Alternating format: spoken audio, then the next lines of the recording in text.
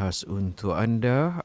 Sekali lagi, tetamu jemputan kita pada hari ini yang berbahagia Profesor Datuk Nur Aziah Muhammad Awal dari Universiti Kebangsaan Malaysia, juga merupakan Pesuruhjaya Suruhanjaya Hak Asasi Manusia Malaysia, Suhakam. Untuk itu kita terus saja bersama dengan beliau ketika ini secara dalam talian. Assalamualaikum warahmatullahi wabarakatuh, Datuk. Waalaikumsalam warahmatullahi wabarakatuh. Ya, terima kasih Datuk kerana sudi bersama-sama dengan kami untuk rancangan Bual Bicara Dari Hati pada malam ini. Dan Datuk ya, kalau kita pada minggu lepas ya, untuk Isnin lepas, kita sebenarnya memberi peluang kepada rakan-rakan pendengar Kim FM untuk mengikuti alunan bacaan ayat-ayat suci Al-Quran daripada Qori dan juga Qoriah daripada beberapa buah negara, dan alhamdulillah telah pun dilaksanakan dengan jayanya majlis tersebut. Dan pada malam ini sekali lagi kita dapat bersiaran untuk rancangan Bual Bicara Dari Hati. Terima kasih kepada yang berbagi Datuk kerana sudi meluangkan masa untuk menyumbang sebesikit ilmu dan juga pengalaman, pandangan terhadap tajuk kita pada malam ini, patah tumbuh yang hilang dapatkah diganti? Patah tumbuh yang hilang dapatkah diganti? Orang kata apa, ibarat berpuisi pula ya Datuk ya. Kalau kita amati tajuk kita pada malam ini, seperti kita bermadah, kita berpuisi, mungkin bersyair agaknya. Jadi apa di sebalik tajuk yang kita bakal bincangkan ini? Mungkin saya serahkan kepada Datuk seketika untuk memberikan mukadimah pengenalan tajuk kita pada malam ini, patah tumbuh yang hilang dapatkah diganti? Silakan Datuk. Terima kasih Saudara Nazri. Bismillahirrahmanirrahim. Sama. Alhamdulillah Rabbil Alamin. Wassalatu wassalam ala syafil anbiya wal mursalin Sayyidina Muhammadin wa ala alihi washabihi ajma'in. Para pendengar dari hati yang saya kasih sekalian, alhamdulillah malam ni dapat kita bertemu lagi dan kita nampaknya ada tajuk-tajuk yang menarik ya, dan saya rasa kita kenalah juga dapatkan tajuk seperti ini kerana mungkin orang teringat kalau patah tumbuh tu biasanya orang cakap mengenai kematian atau kehilangan ya. Dan ramai hari ni patah tumbuh hilang berganti sebenarnya kalau kita biasa, sebab tapi saya rasa bila saya tanya yang patah tu bolehkah diganti, yang dah hilang tu dapatkah diganti, itu satu perkara yang hanya Tuan punya badan je lah yang boleh memberi jawapan. Biasanya dalam keadaan kehidupan rumah tangga, bila kita cakap pasal patah tumbuh hilang berganti ni atau patah tumbuh bolehkah yang hilang itu dapat diganti, ia melibatkan kehilangan. Kalau misalnya perceraian ataupun kematian yang berlaku dalam keluarga yang menyebabkan pasangan berpisah ya. Dan bagi saya mungkin kalau soalan apa dia tajuk ini menyebut yang hilang dapatkah diganti, ni biasanya yang bercerai mati. Cerai mati ni maknanya pasangannya meninggal dunia. Dan ini kadang-kadang ramai orang kata tak apa, yang patah tumbuh yang hilang kita ganti. Sama juga dengan kata bersatu teguh bercerai, kita kahwinlah baru katanya. So sekarang anak-anak kita sudah tukar semua perbidalan atau kata-kata ini. Tapi sebenarnya patah tumbuh hilang berganti ni adalah untuk memberi semangat kepada seseorang. Dia kata kalau dah hilang, sudah perginya pasangan yang sangat dikasihi itu, maka tentunya akan ada pengganti ataupun yang lebih baik ataupun yang akan menanti kita di syurga. Jadi ini saya rasa kalau bercerai, memanglah biasanya kalau pasangan bercerai, ramai kita tahu bila mereka selepas bercerai mereka mungkin ada pasangan lain untuk berkahwin. Tapi kalau seorang isteri itu kematian suami, saya sebut isteri lah lebih biasa. Isteri dalam banyak keadaan tidak berkahwin semula selepas kematian suami. Tapi suami biasanya kadang-kadang dia kata terpaksa berkahwin semula kerana memerlukan teman hidup ya, untuk terutamanya kalau dah usia yang agak tua ya, bagi saya tua ni katalah mereka dah berkahwin 40-50 tahun, tiba-tiba pasangan meninggal dunia, tentulah um, sangat sukar untuk mencari pengganti. Dan satu lagi ialah sama ada yang menjadi pengganti itu memang tak akan sama dengan yang hilang, tetapi sekurang-kurangnya adalah teman untuk kita berbual di rumah dan sebagainya. Jadi saya nak bercakap mengenai isu kehilangan pasangan, terutamanya kehilangan kerana kematian, dan bagaimana seseorang itu boleh menghadapi kehidupannya seterusnya, macam mana nak meneruskan kehidupan seorang diri. Dan biasanya kita juga hari ini, kalau anak-anak dah dewasa, anak-anak sudah berumah tangga, biasanya mak dengan ayah tu duduk berdua saja di rumah. Duduk berdua saja.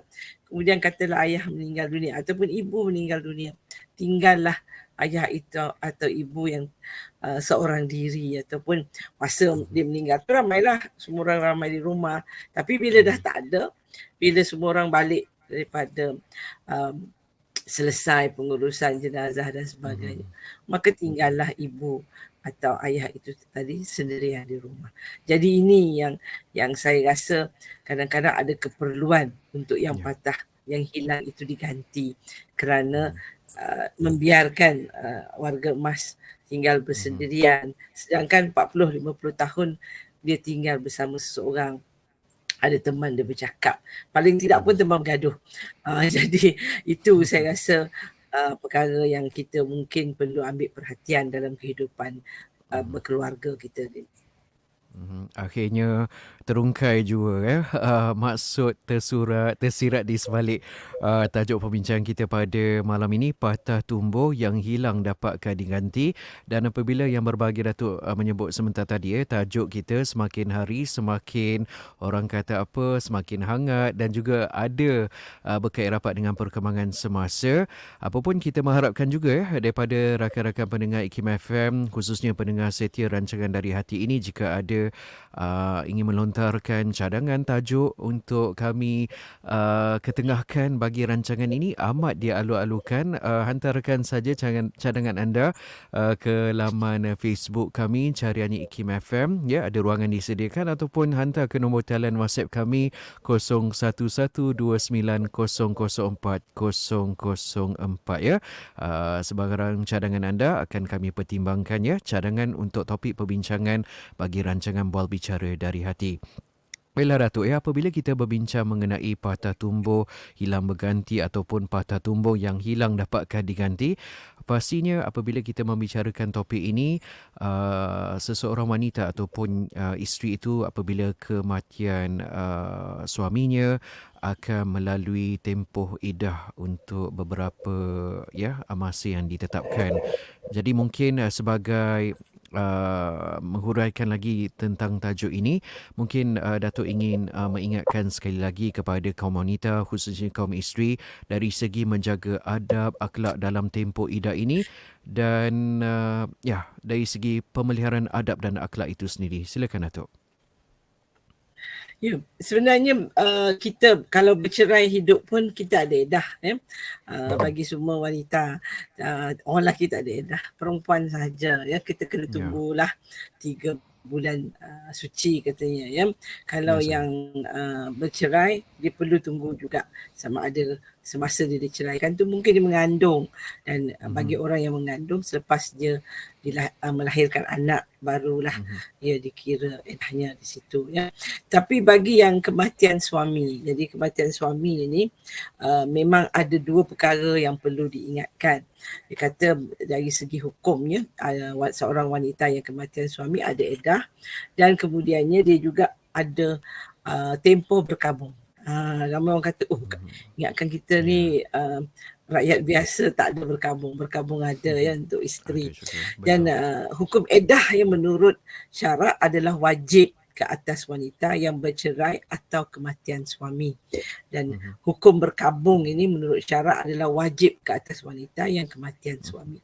Jadi dari segi itu, kalau kita nak tengok, nak lihat firman Allah Subhanahu Wa Taala dalam surah Al-Baqarah, dan isteri-isteri yang diceraikan itu hendaklah menunggu dengan menahan diri mereka dari berkahwin selama 3 kali suci. dari haid, Mhm. dan tidak dia halal bagi mereka menyembunyikan, tidak Mhm. memberitahu tentang anak yang dijadikan oleh Allah dalam kandungan mereka, dan mereka beriman kepada Allah dan hari akhirat. Suami-suami yang mereka berhak mengambil kembali atau merujuk isteri-isteri yang di dalam masa iddah ini kalau bercerai hidup, dan hendaklah mereka berdamai. Dan isteri-isteri itu mempunyai hak yang sama seperti kewajipan yang ditanggung oleh mereka terhadap suami dengan cara yang sepatutnya dan tidak dilarang oleh syarak, dengan suami ini satu darjat kelebihan daripada isteri. Dan ingatlah Allah Maha Berkuasa lagi Maha Bijaksana. Ini daripada Mhm. surah Al-Baqarah. Dan bagi yang itu kalau diceraikan, dan itu memang banyaklah nas yang menyebut mengenai ini, termasuk daripada surah At-Talaq dan sebagainya. Maknanya 3 kali suci itu sangat penting. Nak Ya, pastikan Ustaz. bahawa semasa ia diceraikan, ditalak itu, isteri tidak mengandung. Kadang-kadang kalau di mahkamah hari ini, dia akan tanya bila nak pergi melafaz talak, dan dia berharap masa ketika itu isteri baru sudah habis haid, dan belum juga bersama suami. Jadi kadang-kadang dia kena tanya. Kalau dia tengah haid, tak boleh dia tidak digalakkan melafazkan talak ketika dia sedang dalam haid itu.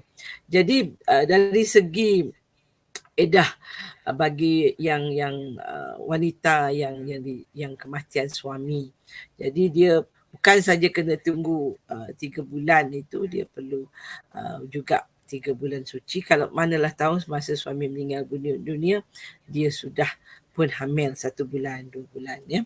Jadi edahnya tidak dikira semasa dia hamil itu. Dan dari segi wanita yang sudah yang bercerai kerana kematian ini, dia ada satu lagi mengenai berkabung, ya. Terdapat beberapa dalil ataupun daripada nas Nabi, ya, sabda Nabi sallallahu alaihi wasallam, tidak halal bagi perempuan yang beriman dengan Allah dan hari akhirat berkabung lebih daripada 3 hari, kecuali berkabung kerana kematian suaminya selama 4 bulan 10 hari. Jadi 4 bulan 10 hari ni macam iddah. Kalau wanita yang Hmm. diceraikan tadi, dia tiga kali suci, tetapi wanita yang kematian suami 4 bulan 10 hari. Dan satu lagi hadis Nabi sallallahu alaihi wasallam, dilarang berkabung atas kematian tidak melebihi 3 hari, kecuali dia kata kematian suami yang mesti dijaga 4 bulan 10 hari. Kami dilarang bercelak mata, dilarang memakai wangi-wangian dan Mhm. memakai pakaian berwarna-warni. Dia dah ada kat situ, dah ada dah dia punya kriteria atau syarat berkabung ataupun menjaga iddah semasa kematian suami. Mhm. Dan dia kata mereka tidak juga boleh bercelak, berinai, memakai pakaian berwarna-warni. Ada 2-3 hadis yang menyebut mengenai cara berpakaian, ya. Dan kenapa kita perlu beredah 4 bulan 10 hari ini, dan juga berkabung. Kalau orang siapa-siapa pun meninggal, ayah, ibu, paling lama kita boleh bersedih tu 3 hari. Tetapi kalau suami, isteri memang kena 4 bulan 10 hari itu, dan dia tak bolehlah nak kelihatan memakai pakaian yang cerah-cerah, yang berwarna-warna, dan kemudiannya kalau hari ini memakai makeup, ya, wangi-wangian, dan sebaiknya dia duduk di rumah sehingga habis iddahnya. Tapi kebanyakan kita ni, kerana ramai wanita bekerja, ya, kita ada tak pencen ataupun ada tak cuti kerana kematian suami. Biasanya diberi dalam 2 minggu begitu. Tapi nak tunggu 4 bulan tu, saya rasa amat sukar, ya, dalam keadaan kita sekarang hari ini. Jadi dari segi itu, kalau dia boleh keluar rumah atas sebab keperluan ni, dia tetap boleh keluar rumah, tetapi perlu menjaga adab itu. Tidak boleh Mhm. memakai wangi-wangian, tidak boleh memakai berwarna-warni, pakai makeup Mhm. yang tebal-tebal dan sebagainya. Mhm. Jadi yang itu yang perlu dijaga oleh Mhm. wanita yang sedang dalam iddah dan berkabung kerana kematian suami. Mhm. Okey, itulah peri pentingnya ya dalam memelihara adab dan akhlak, khususnya bagi tidak kiralah si suami ataupun si isteri sekalipun, apabila bercerai ataupun kematian pasangan, adab dan akhlak ini perlu dipelihara sepanjang masa walau di mana jua berada ya. Dan Datuk kita akan berehat seketika dan kembali selepas ini. Dan insya-Allah sekembali ini nanti kita akan berbicara lebih lanjut lagi tentang topik kita pada malam ini, patah tumbuh yang hilang dapatkah diganti. Teruskan kesetiaan anda bersama IKIM FM, inspirasi utama anda.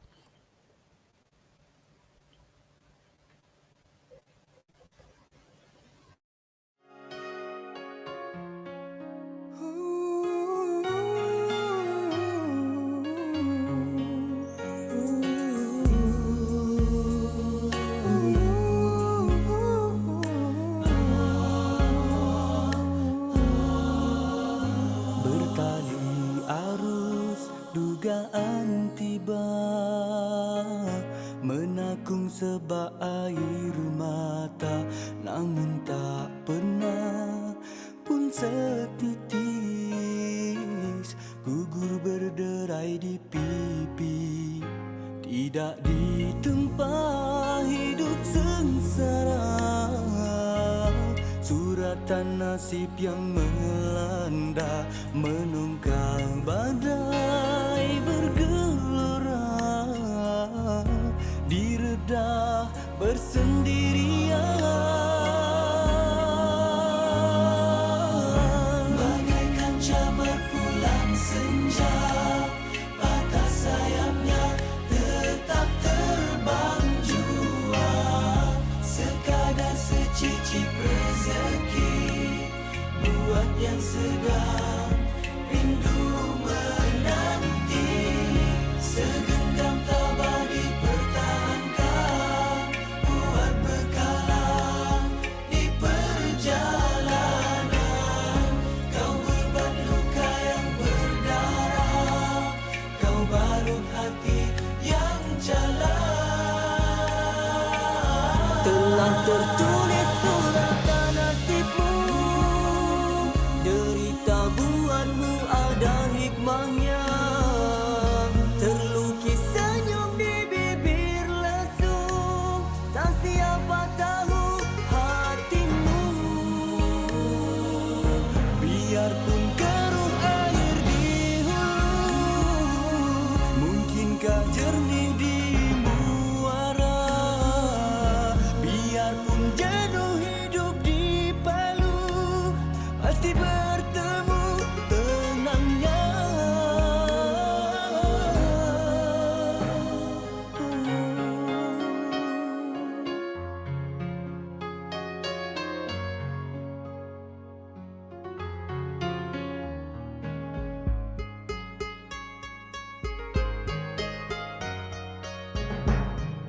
Tidak ditempa hidup sengsara, suratan nasib yang melanda, menunggang badai bergelora, direda bersendirian. Bagaikan camar pulang senja, patah sayapnya tetap terbang jua, sekadar secicip rezeki buat yang sedang rindu menanti,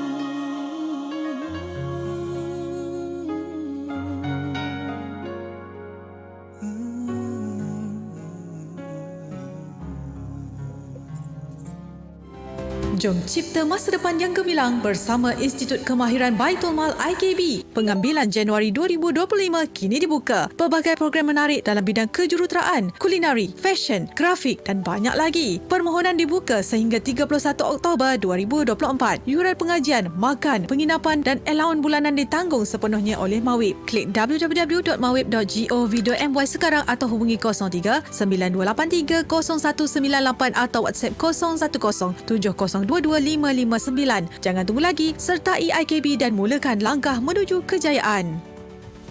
Kami tak janjikan bulan dan bintang, tapi kami yakin dengan kuasa gelombang IKIM FM, jenama anda auto sampai ke hati pendengar. Inilah masanya untuk perkenalkan jenama anda. Biar kami promosikan produk dan perkhidmatan anda kepada lebih 1 juta pendengar setia IKIM FM. Jangan tunggu lagi. Hubungi unit pemasaran IKIM FM 017-323-5413 atau 03-6204-6384 ataupun di platform media sosial melalui carian IKIM FM atau layari www.ikimfm.my. Setiap hari anda nikmati jalan, sekolah, hospital dan khidmat pasukan keselamatan. Semua ini bermula dengan langkah kecil, lapor pendapatan dan bayar cukai. Sumbang kepada masa depan yang lebih makmur. Cukai anda, masa depan kita semua. Layari hasil.gov.my sekarang. Untuk Malaysia.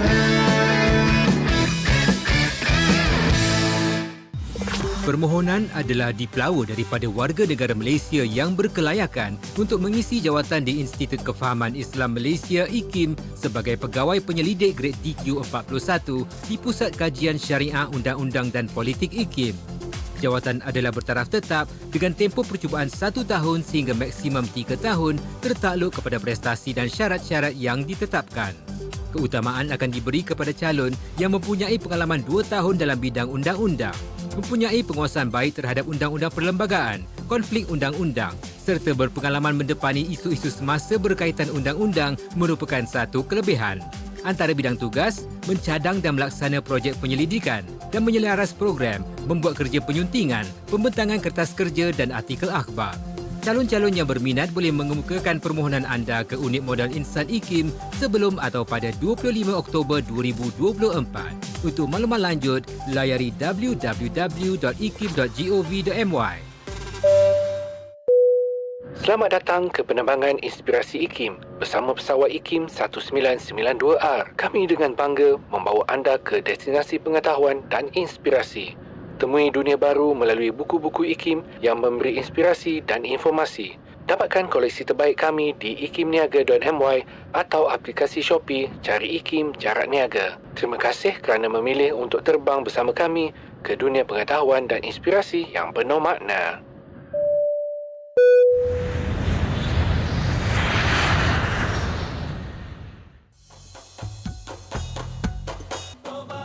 Wari-wari saya Radio IKIM kat Seremban 102.7 FM. Dengar ya. Terima kasih sekali lagi bagi anda yang masih lagi sudi bersiaran bersama kami di Radio Institut Kefahaman Islam Malaysia IKIM FM, dan sekali lagi kami mengalu-alukan untuk anda saudara untuk turut serta dalam sesi soal jawab bersama dengan tetamu jemputan kita yang berbahagia Profesor Datuk Nur Razia Muhammad Awal mengenai tajuk kita pada malam ini, patah tumbuk yang hilang dapatkah diganti. Setiap individu itu termasuk si suami dan si isteri berhak memiliki sebarang hak dalam meneruskan lagi kehidupan. Jadi mungkin pada kesempatan ini Datuk dapat menggariskan beberapa hak yang perlu diambil kira oleh si suami ataupun isteri itu apabila berhadapan dengan situasi perceraian maupun kematian pasangan tersebut. Ada kalanya kalau kita lihat zaman kini ada juga yang tidak mengambil cakna tentang hak-hak ini. Ada yang kata tak buang masa sajalah untuk turun naik mahkamah untuk memenuhi hak si isteri ataupun si suami itu. Jadi pada malam ini mungkin Datuk dapat memberikan penjelasan yang lebih terperinci lagi mengenai pentingnya hak pasangan selepas perceraian ataupun kematian orang yang dikasihi? Silakan Datuk. Jadi kalau pasangan bercerai, ya, tentunya bila lepas bercerai itu, isteri tentu boleh menuntut nafkah edah 3 bulan tu dia boleh dapat nafkah edah dari suami. Yang kedua, dia juga berhak menuntut harta pencarian. Ya. Jadi kedua-dua pihak boleh tuntut. Isteri boleh tuntut, suami pun boleh tuntut jika ada keperluannya. Tetapi biasanya yang menuntut harta pencarian ni lah isteri, sebab wajibnya suami membiayai isteri, dan kemudiannya suami juga perlu, kalau beli harta mestilah di bawah nama suami, dan isteri tu lepas diceraikan nak ke mana? Kalau dia ada anak, isu-isu penjagaan anak perlu diselesaikan, nafkah anak perlu diselesaikan. Ini adalah hak, dan isteri juga kalau diceraikan boleh menuntut muta'ah. Muta'ah ini pampasan kerana dia diceraikan tanpa sebab, dan muta'ah ini sebenarnya ialah bayaran untuk harga sebuah pengorbanan. Dia berkahwin berapa tahun, apa yang dia boleh dapat daripada perceraian tersebut. Ada isteri dia tak kuasa dah, dia kata tak payah, yang pentingnya saya dah bercerai, saya tak nak tuntut apa-apa dari awak. Itu hak dia, ya. Dia tak nak tuntut nafkah edah, dia tak nak tuntut muta'ah, dia tak nak tuntut atas pencarian. Itu hak dia. Dan suami pula, kalau dia rasa kalau ada anak, dia wajib membayar nafkah anak. Sebab kalau dan nafkah edah itu sebenarnya wajib. Isteri tak minta pun, isteri tak nak pun, bagi je lah berapa yang kita mampu untuk 3 bulan itu, kerana itu adalah wajib suami. Nah, kalau meninggal, suami meninggal dunia atau isteri meninggal dunia, saya nak ingatkan semua pasangan kita ni masih hidup, kita tidak menguruskan harta. Kalau kedua-dua pasangan ini ada harta, meninggal, kata kita ambil contoh meninggal suami. Kalau meninggal suami, isteri tadi perlulah 4 bulan 10 hari dah nak berkabung, tak boleh keluar rumah, banyak isu dia tak boleh buat. Kalau hari ini suami yang bekerja kerajaan, isteri boleh daftar dah, pergi ke pejabat pencen, minta supaya bawa semua dokumen. Itu keperluan bagi saya, menguruskan pencen supaya dia boleh dapat pencen suami itu, pergi kepada dia. Dan dia juga boleh tuntut ke WSP suami, apa-apa harta yang ada tu, hendaklah dituntut, tetapi dia kena ingat bahawa duit tu bukan duit dia. Duit itu adalah harta pusaka, ya, yang jatuh kepada harta pusaka, dan harta pusaka ini perlu ada pembahagiannya mengikut faraid. Kalau suami tak pernah sebut pun dia nak bagi apa kepada siapa, kata rumah perkahwinan tu atas nama suami, perlulah diambil kuasa, pergilah mendapatkan surat takbir pusaka isteri dengan mungkin anak sulung ke, dengan anak laki-laki atau anak perempuan yang ada, menjadi pemegang amanah kepada takbir pusaka itu. Kemudian kan diselesaikan, dikira berapa sebenarnya harta apa yang dah meninggal dunia ini, dan dibahagikan mengikut faraid. Dan biasanya ibu, sebagai ibu, dia dapat 1/8. Kalau ada pula ibu, suami itu ada ibu atau bapanya, mereka dapat 1/6, ya. Jadi kita kena tahu pembahagian itu. Ada orang dia kata saya tak nak, saya malas nak urus pasal pusaka, dan ramai yang kita tahu pusaka yang tidak berselesaikan. Jadi anak-anak, sebab dia kata dia masih ada anak, dia nak uruskan anak dulu dan sebagainya. Tak apa. Kalau ada anak yang masih kecil, yang belum berumur 18 tahun, yang ini sangat penting, membuat surat takbir pusaka dan kemudiannya berbuat bersama, misalnya pemegang amanah raya, kerana duit pusaka itu perlu diambil sedikit-sedikit, dan pada yang dah dewasa patutnya dia dapat hak dia, tetapi kerana ada anak yang masih kecil, nak kena tunggu dia besar. Dan di situlah peranan pemegang amanah untuk memastikan yang kecil ni menjadi dewasa, dan bila dah umur 18 tahun barulah hak dia itu dibahagikan. Jadi itu perlu diuruskan, kewajipan kalau suami meninggal. Kalau isteri pun meninggal, dia ada harta, mungkin dia ada pencen tu suami boleh tuntut lah. Tetapi kalau pencen dia masih ada anak kecil, pencen itu dituntut untuk kepentingan anak-anak, boleh dia ambil untuk sehingga anak berumur 21 tahun. Itu yang kita tahu peruntukannya sekarang. Tetapi sama juga kalau dia dah mungkin suami beli rumah perkahwinan, isteri beli sebuah rumah lagi atas nama dia kerana dia juga ada gaji, dan dia kemudiannya meletakkan disewakan rumah itu. Dan bila dia meninggal dunia, kena ambil takbir pusaka, kena uruskan harta isteri itu, nak bagi kepada siapa, nak uruskan bagaimana. Mestilah dibuat secara yang benar. Kerana kalau harta pusaka ini tidak diselesaikan, kesian si mati. Duduk di bawah tu, di dalam kubur, anak masih tidak selesaikan harta dia mengalami azab yang bagi kita, sebab kita dah tahu Rasulullah kata hai orang yang beriman ni, hendaklah kita menyelesaikan pusaka kita sebelum kita mati. Sebenarnya sebaik-baiknya ialah kita dah siap-siap dah bagi. Kalau saya mengambil beberapa contoh, ada orang sebelum dia meninggal dunia, sebelum proses apa pun, umur dah cukup, dia terus bahagikan harta tu kepada anak-anak. Arwah tok saya buat begitu. Apa saja harta yang dia ada, semua dia dah letak ke nama anak. Dia pindah milikkan, pulanglah kepada anak. Dan tanah tempat dia duduk tu pun dia pindah milik kepada nama anak.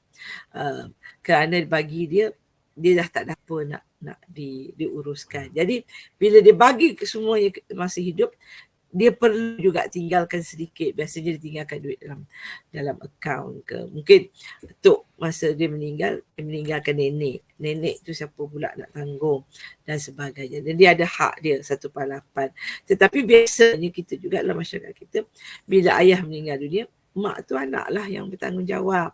Ya, walaupun mak tu ada pencen, mak tu ada wangnya sendiri, tapi anak tetap bertanggungjawab untuk memastikan ibu itu diuruskan. Sama juga dengan bapa.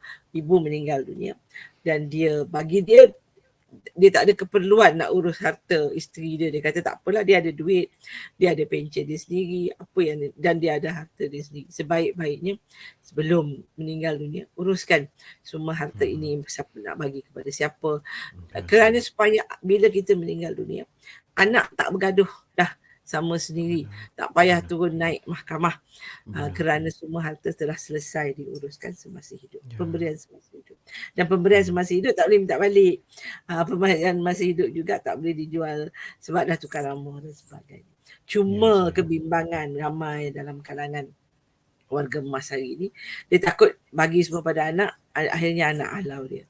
Bagi saya, kita sebagai ibu bapa, kita berdoalah, ya. Itu anak kita. Kalau doa, kita tahu bukan salah ibu mengandung kalau anak nak jadi durhaka. Tetapi sebagai ibu bapa, kita berdoa pagi, petang, siang, malam untuk kebajikan, untuk kebaikan anak-anak kita. Dan semoga dia tidak menjadi anak yang durhaka. Jadi kita lah, kalau kita percaya anak kita takkan buat kita begitu, kerana kita yang didik dia, maka ia takkan berlaku, kerana anak itu akan tahu tanggungjawab dia. Jadi itu hak kehidupan apabila pasangan telah meninggal dunia, isteri atau suami ini. Kalau suami dia ada, saya terlupa nak sebut tadi, kalau isteri yang meninggal dunia, harta isteri itu, harta pusaka itu, suami sebenarnya ada 1/4. Tapi isteri kalau suami dia meninggal dunia, dia ada 1/8. Jadi ini yang kita rasa kadang-kadang ada orang tak nak buat, tak nak cakap pun. Dan kerana kadang-kadang kerana kesedihan hati, yang kedua kerana rasa tak perlu. Tetapi bila kedua-duanya meninggal dunia, dah jadi pusaka berlapis. Pusaka berlapis ni juga sangat sulit. Dan bagi isteri pula, bagi anak-anak pula, kalau bapa, ibu yang meninggal dunia, pusaka ibu tidak diselesaikan. Kemudiannya ayah itu berkahwin baru, harta ayah pun tidak akan selesai lagi sebab kerana ibu tadi dah meninggal dunia. Ayah ada 1/4 daripada pusaka ibu tadi, ya, yang telah meninggal dunia. Jadi kemudian ayah berkahwin baru, hiduplah bahagia lagi 5-6 tahun, kemudian ayah meninggal dunia. Bila ayah meninggal dunia, isteri barunya ada hak 1/8 daripada harta ayah, termasuk 1/4 daripada isteri yang pertama yang telah meninggal dunia itu tadi. Kalau tidak diselesaikan perwarisannya sebelum ayah berkahwin. Jadi ini kadang-kadang kita, janganlah kamu makan harta anak yatim, jangan kita makan harta yang bukan hak kita. Sebab kita terlepas pandang dan kita lalai dari segi pengurusan harta pusaka. Benar. Jadi dalam situasi sebegini Datuk ya, berbincang secara baik, bertolak ansur, jangan bermasam muka. Kalau boleh kurangkan ketegangan ya, pergeseran tu kita bermusyawarah, berbincang secara baik.